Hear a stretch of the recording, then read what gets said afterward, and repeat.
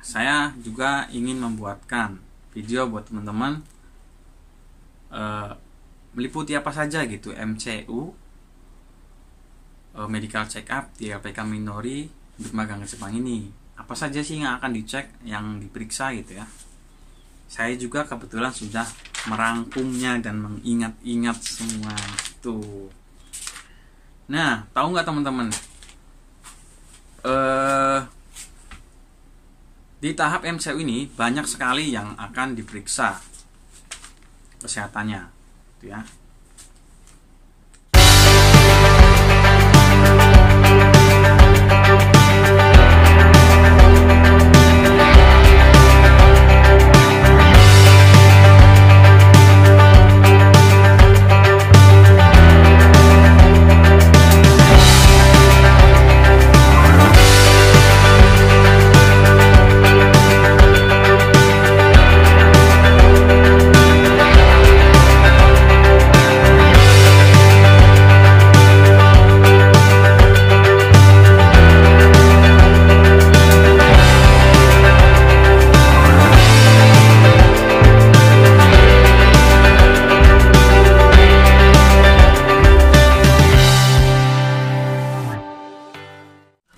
Oke, assalamualaikum warahmatullahi wabarakatuh. Bertemu lagi dengan saya Mustika di channel Mustika Project. Ya, untuk teman-teman yang baru mampir ke channel ini, jangan lupa like dan subscribe kalau suka dengan video ini dan kalau suka dengan channel ini. Dan untuk teman-teman yang biar nggak ketinggalan informasi terbaru dari channel Mustika Project, jangan lupa aktifkan loncengnya ya, biar teman-teman nggak ketinggalan informasi selanjutnya dan nggak banyak nanya-nanya atau nggak bikin pertanyaan yang sudah pernah saya buatkan videonya atau yang sudah pernah saya jawab di video sebelumnya. Oke, jadi sebelum bertanya silahkan teman-teman cek terlebih dahulu video-video saya yang ada di channel saya yang terdaftar di playlist. Oke, di situ sudah saya buatkan banyak sekali, nggak banyak sekali tapi sudah saya buatkan beberapa video mengenai magang ke Jepang ya. Jadi sudah beberapa video yang sudah saya bahas tentang magang ke Jepang ya, sama dengan LPK Minori. Setelah kita lolos dari interview user Jepang ya,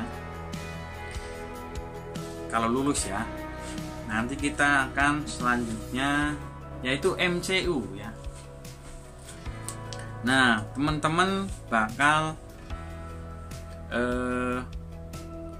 ke tahap MCU, medical check up ya.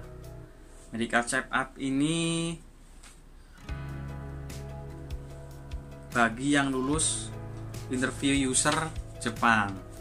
Bagi yang nggak lulus interview sama orang Jepang itu nggak akan sampai ke tahap medical check up gitu. Nanti teman-teman kalau misalkan gagal di proses interview, teman-teman harus mengulang kembali gitu ya.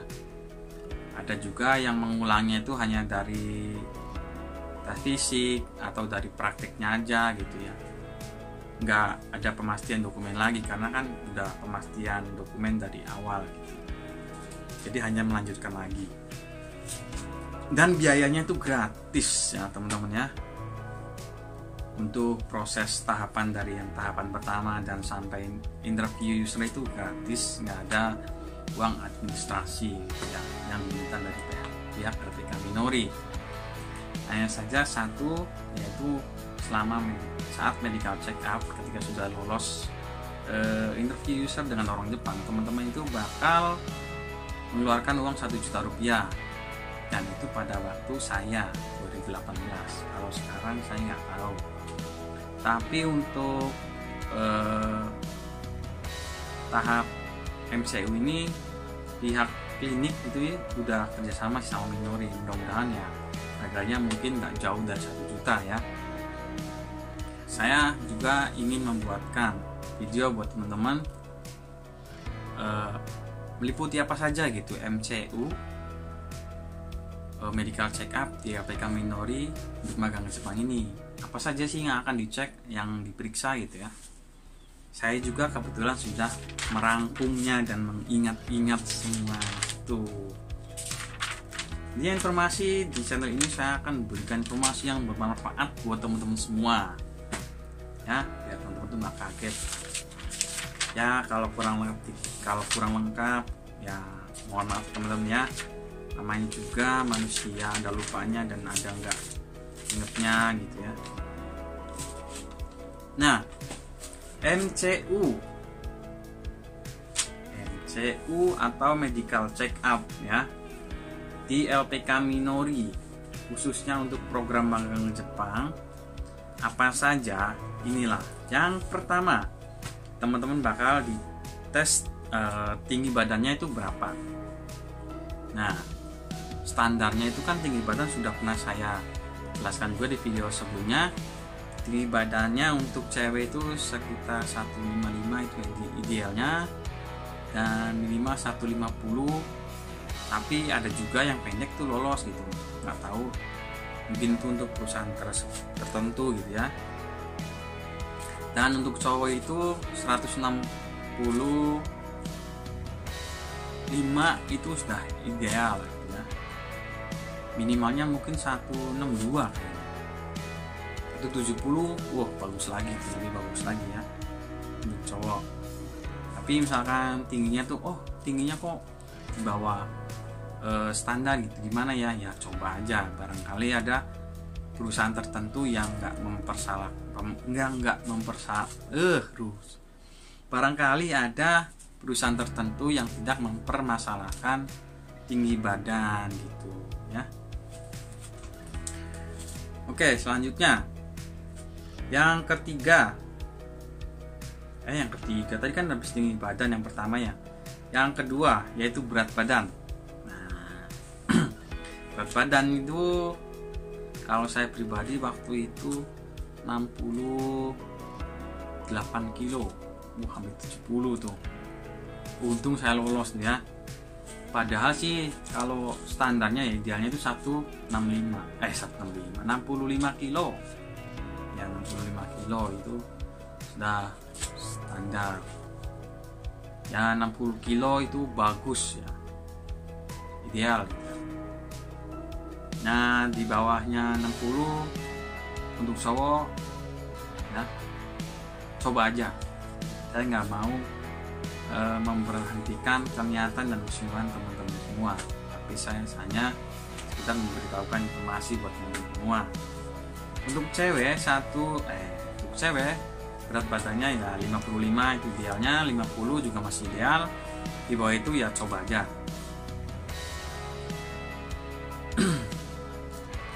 Nah selanjutnya di urutan ketiga teman-teman ada MCU. Nanti lemak itu akan diukur ya, pinggangnya itu teman-teman tuh akan ditimbang juga kayaknya lemaknya tuh ada berapa gitu. Itu bakal diukur ya. Tes pinggang juga ada tuh yang pakai ukuran pinggang itu ada. Cewek atau cowok sama prosesnya ya. Dan di urutan keempat adalah ada tes MCU, tes urin. Nanti teman-teman nanti disediakan botol kecil ya, untuk air kencing teman-teman ya. Nanti teman-teman itu harus kencing, mau nggak mau teman-teman harus kencing. Itu pasti bisa kencing kalau kita masuk toilet ya. Jadi teman-teman yang sudah kencing di luar sebelum masuk, takut nggak bisa kencing, nanti juga bisa kencing. Nah nanti masukin ke toples, nanti toples itu dikasih nama. Sekarang saya namanya Mustika. Nanti setelah sudah selesai nanti dikasihkan ke pihak klinik untuk dicek. Nah untuk teman-teman yang lagi ngisi seminggu ya, telat seminggu, nggak haid atau hamil, ketahuan nanti di tes urin. Dan untuk pemakai obat-obatan terlarang mungkin nanti ketahuan ya. Terus yang mempunyai bakteri mungkin nanti di air kencing itu ketahuan. Nah selanjutnya di proses MCU yang ke 5. Nah di sini ada juga tes tekanan darah. Nanti teman-teman tes tekanan darah. Tes tekanan darah ini teman-teman normal nggak gitu, maksudnya mempunyai riwayat darah tinggi atau enggak nanti ditanyakan. Kalau saya waktu itu alhamdulillah normal ya, darah saya itu 120/80 atau per 90 gitu, lupa. Jadi teman-teman saat mau MCU usahakan jangan begadang ya, makan yang yang banyak vitaminnya gitu ya, yang bergizi ya, jangan begadang. Kalau teman-teman begadang saat mau medical check up, nanti teman-teman darahnya bisa naik gitu ya, tekanan darahnya bisa naik. Jadi usahakan istirahat yang cukup sebelum MCU. Nah kalau nggak salah juga itu kita disuruh puasa ya teman-teman ya, dari misalkan jam 5 pagi itu sampai di hari medical check up itu nanti kita suruh puasa, nggak boleh minum, nggak boleh makan sampai selesai selesai MCU itu, sampai selesai MCU itu tuh harus puasa, nggak boleh makan apa-apa, nggak boleh minum apa-apa kalau nggak salah ya, karena biar pengecekannya lebih maksimal aja gitu mungkin ya. Nah selanjutnya ada di urutan ke-6 ini tes mata minus. Nah tes mata minus nanti teman-teman itu bakal dites matanya dari jarak 300 cm atau 3 meter gitu ya. Nanti teman-teman tuh bakal dites ketajaman matanya itu huruf-huruf yang kecil gitu ya. Jadi misalkan dari huruf yang besar hingga sampai paling kecil, nanti teman-teman akan dites masih terlihat jelas nggak itu huruf ya. Itu kalau misalkan teman-teman matanya minus nanti kelihatan di situ. Oh ternyata teman-teman sampai angka sekecil ini sudah nggak kelihatan, berarti teman-teman tuh minus berapa nanti ketahuan.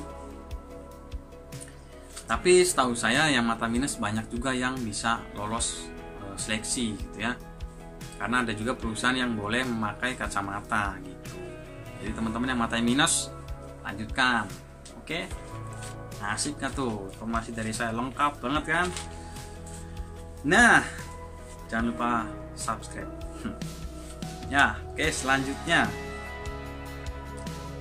setelah tes mata minus, teman-teman bakal di tes lagi yaitu buta warna. Ya, buat teman-teman nih yang buta warna, sangat tidak bisa sama sekali untuk mengikuti proses magang Jepang, karena buta warna ini sangat fatal dan tidak sangat dianjurkan untuk ikut magang ke Jepang. Nanti oh ya, jadi ceritanya dulu saya itu waktu proses seleksi ada yang matanya itu buta warna. Kita itu nggak tahu kalau dia itu buta warna, cuman dia itu optimis gitu ya. Padahal situ udah kasih tahu buta warna itu nggak bisa mengikuti seleksi magang Jepang. Cuman teman saya itu dia optimis, coba aja dulu gitu. Itu bagus sekali itu semangatnya ya, bener-bener semangatnya itu, optimisnya bagus ya.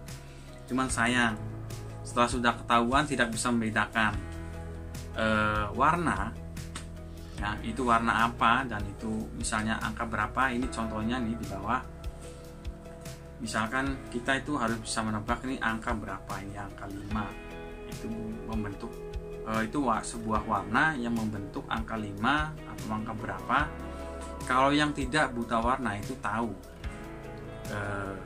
itu angka berapa. Tapi kalau yang buta warna itu tidak bisa membedakan ya. Jadi saya tanya sama teman saya, kok kamu nggak bisa membedakan warna itu, kenapa? Ya karena saya buta warna, jadi semua itu terlihatnya hitam putih, maka dari itu dia nggak lolos gitu ya. Karena selain membedakan angka dalam bentuk warna, nanti yang terakhir itu kita harus menunjuk dari jari ya. Di situ akan kayak seperti ada gambar untuk kayak gambar jalan gitu ya, kayak kemana gitu arahnya. Tangan kita nanti harus menunjuk dan harus mengikuti warna itu. Misalkan di satu lingkaran itu warnanya merah, tapi ada jalur yang warnanya biru. Nah, kita tuh harus bisa tangannya mengikuti sesuai warna yang harus ditunjuk. Nah, di situ akan ketahuan bagi yang buta warna, dia akan nunjuknya belak-belok. Harusnya ke kanan, ke atas, dia nanti ke kiri atau kemana gitu. Ya, itu ya, yang buta warna nanti bakal ketahuan dan nanti akan langsung disuruh pulang karena percuma gitu ya. Langsung percuma itu, sia-sia nantinya. Itu sudah saya lihat dengan mata kepala saya sendiri, itu gagal, nggak bisa. Nah, selanjutnya itu ada tes denyut nadi. Denyut nadi. Denyut nadi. Nanti denyut nadi kita tuh nanti di kita dicek ada tekanan jantung kita tuh berapa gitu, kecepatannya itu nanti dihitung normal atau enggak gitu. Sekian detik, sekian menit tuh kita berapa kecepatan detak jantungnya nanti bakal dites juga. Nah, selanjutnya setelah tes denyut nadi, kita akan direkam detak jantung. Wah, ini serem banget ya. Ini ada juga foto yang saya kasih contoh ya. Nanti kita tuh ditempel-tempelin sesuatu kayak kabel gitu ya. Itu buat merekam jantung kita ya. Kayak yang di rumah sakit itu kan ada yang suka ditempelin ke dada kita itu seperti jantung. Itu salah satu alat buat rekam detak jantung kita. Normal atau tidak.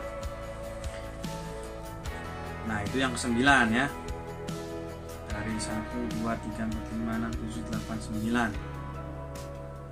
Oke, setelah rekam detak jantung, selanjutnya ada tes pengambilan darah. Nah, darahnya teman-teman nanti bakal diambil buat sampel atau buat dicek di laboratorium. Darahnya teman-teman ini darah apa gitu, tuh darah golongan O atau B gitu ya. Nanti bisa ketahuan. Dan selain itu darah teman-teman ini bisa juga ketahuan bagi yang pemakai obat terlarang, terus pemakai ganja mungkin ya, terus mempunyai bakteri gitu ya di darahnya, itu nanti ketahuan gitu ya. Intinya buat pengecekan aja sih gitu ya. Bagi teman-teman yang sehat ya aman gitu ya. Bagi yang pemakai ya itu saya nggak tahu ya nanti kayak gimana. Nah, setelah pengambilan darah ada urutan ke-10, MCU tes pendengaran dengan alat audiometer atau bisa disebut audiometri. Nah, nanti teman-teman itu bakal dites juga pendengarannya ya. Pendengarannya itu sejernih apa, sebagus apa gitu ya. Jadi misalkan teman-teman tuh duduk di suatu ruangan sendiri, di suatu kamar misalkan ya, itu teman-teman dikasih kayak semacam handset ya, nah, dan juga ada salah satu yang mengetes kitanya itu duduk di luar ruangan itu, tapi dia sambil menyalakan alat tes audiometri itu. Jadi ketika yang di luar ini yang yang mengetes kita itu nanti dia akan menyalakan suatu suara ya, membunyikan suatu suara, misalkan tit tit tit tit tit gitu ya. Misalkan nanti kita tuh dicoba kanan sama kiri, dites semua pendengaran kita tuh setajam apa gitu ya.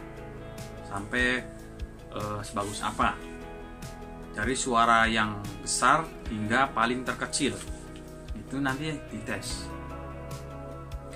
misalkan dari suara sekencang ini, tit. Nah, misalkan kita dengar suara itu, nanti teman-teman tuh bakal memencet tombol yang teman-teman pegang. Tandanya teman-teman itu dengar gitu ya. Karena posisinya beda ruangan, teman-teman di dalam dan si pemeriksa di luar, maka teman-teman harus membunyikan tombol. Pencet tombol itu sebagai jawaban kita kalau kita dengar gitu ya. Misalkan si pengetes ini membunyikan suatu bunyi satu kali, misalkan sekarang tit. Nah, teman-teman dengar, teman-teman harus segera tekan itu tit.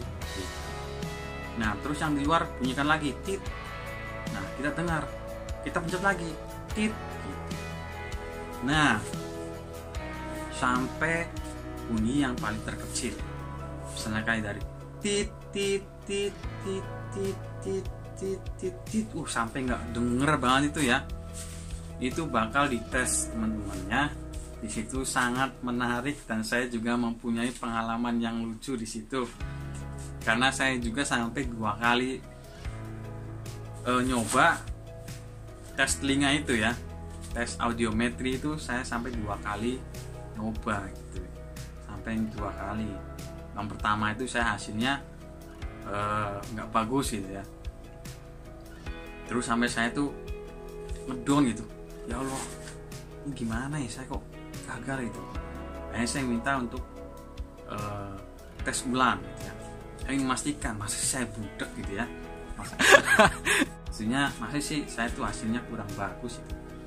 Akhirnya saya ada tes yang 2 kali di telinga, dan itu saya sampai dilarikan ke rumah sakit rujukan yang kerjasama sama Minori, dan saya di situ alhamdulillah nggak ada kendala sama sekali.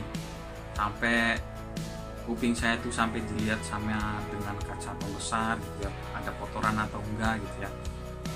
Di situ sudah dicek bahwa telinga saya alhamdulillah bersih gitu ya, dan normal gitu ya, gendang telinganya normal, nggak pecah atau gimana gitu.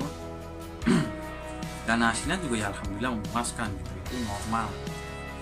Nah, akhirnya di situ dari hasil rujukan rumah sakit itu saya berikan ke LPK Minori dan alhamdulillah lolos, nggak ada masalah. Hanya saja saya mengeluarkan tambahan yang tadinya 1 juta, saya harus mengeluarkan 500.000 lagi untuk biaya rujukan itu. Tapi nggak apa-apa, 1,5 juta, tapi saya mendapatkan hasil yang saya harapkan gitu. Akhirnya saya lolos, alhamdulillah. Nah, setelah tes pendengaran dengan alat audiometer dan atau audiometri, selanjutnya ada urutan ke-12, yaitu ronsen dada ya, ronsen jantung ya, dan paru-paru. Jadi nanti teman-teman itu bakal di ronsen ya. Dan ronsen ini adalah, maksudnya ruangan ronsen ini beda tempat. Jadi waktu tahap tadi ya, tes yang urutan 1 sampai ke urutan 11 itu adanya di depan LPK Minori ya, dekat, cuma nyebrang. Nah, untuk ronsen sendiri kita nanti berikan rujukan ke rumah sakit yang tadi saya ceritakan tentang masalah tes telinga ulang itu. Nah, di rumah sakit yang sama. Bagi teman-teman yang tahu, itu lokasinya itu di dekat Patung Kuda di Cikarang, dekat Patung Kuda ya, yang di putaran Patung Kuda, persimpangan Simpang 3 Patung Kuda. Itu nggak tahu ruko apa ya, nama kliniknya juga apa, intinya di situlah, di Jababeka 2, pintu Jababeka 2 dekat Patung Kuda. Nah, di situ ronsennya di situ. Setelah ronsen selesai, kita boleh pulang untuk menunggu hasilnya ya teman-teman. Nah, dari sekian informasi yang saya sampaikan, sudah jelas belum? Jadi nanti setiap setelah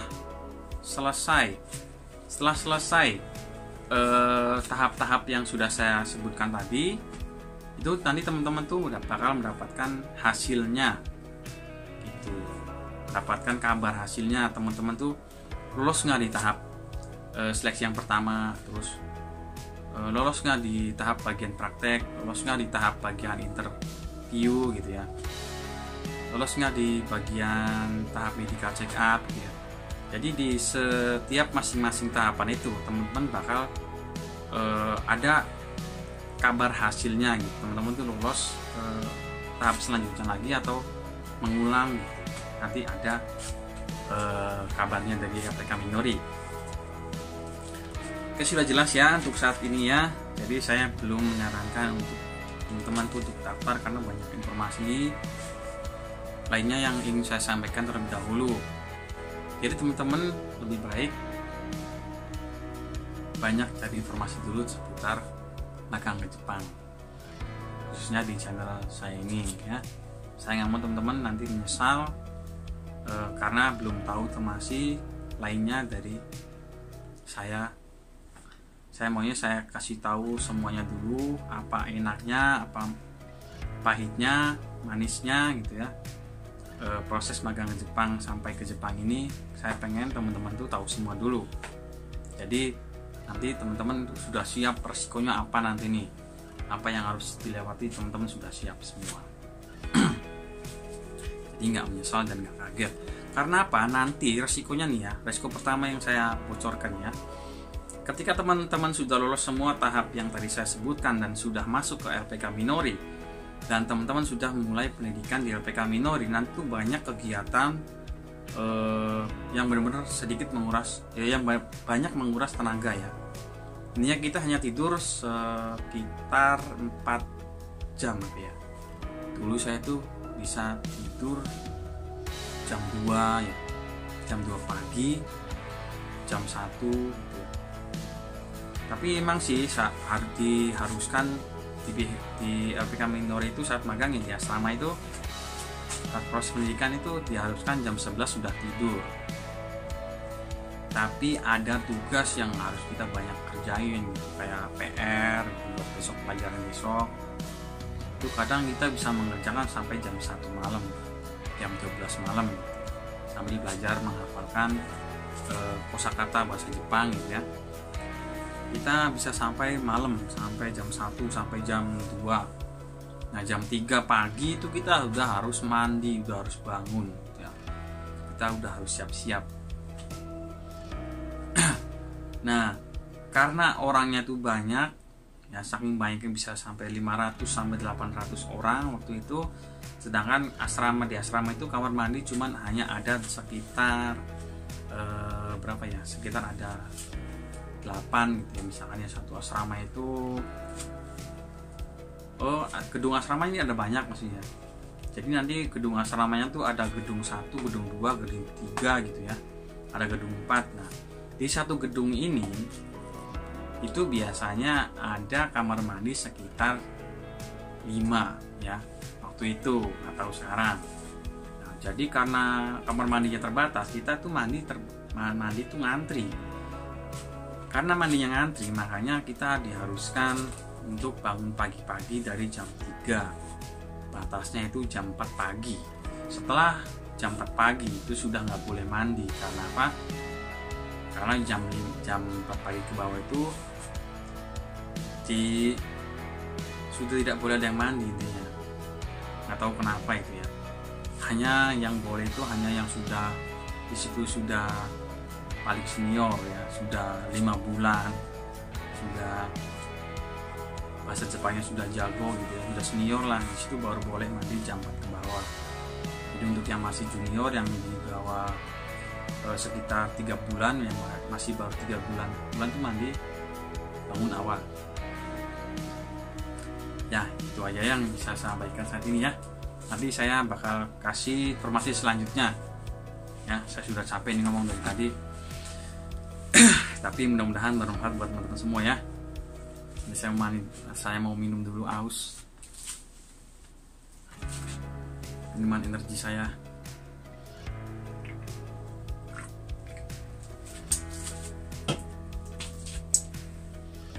Oke teman-teman, itu saya yang saya sampaikan. Intinya saya mau teman-teman itu tahu semua dulu tentang proses dan tahapan apa saja yang harus dilewati dan yang harus dilalui selama tahap seleksi magang ke Jepang. Saya nggak mau teman-teman hanya setengah-setengah tahunnya tahu-tahu langsung daftar terus langsung berangkat, nanti kaget. Karena resikonya misalkan nggak betah di APK Minori saat pendidikan itu, teman-teman nanti bisa ada juga yang kabur karena nggak kuat ya, harus bangun pagi tidur cuma 3 jam 2 jam. Nah nanti teman-teman banyak juga ada yang nggak kuat karena misalkan melakukan kesalahan terus dihukum gitu ya. Terus teman-teman itu akhirnya mentalnya nggak kuat, nanti teman-teman itu kabur. Dan misalkan teman-teman kabur itu nanti kena denda sekitar 15 juta. Nah makanya teman-teman harus siap banget tuh, karena LPK Minori sudah mengeluarkan banyak biaya untuk teman-teman semua di asrama, dari makan, fasilitas tempat tidur, air, gas, listrik segala macam. Terus teman-teman itu kabur gitu ya, mengundurkan diri atau menyerah, otomatis pihak LPK Minori minta pertanggungjawabannya, karena pas waktu pemastian dokumen itu sudah dijelaskan dan saat interview internal itu sudah ditanyakan dengan jelas, yakin serius atau enggak.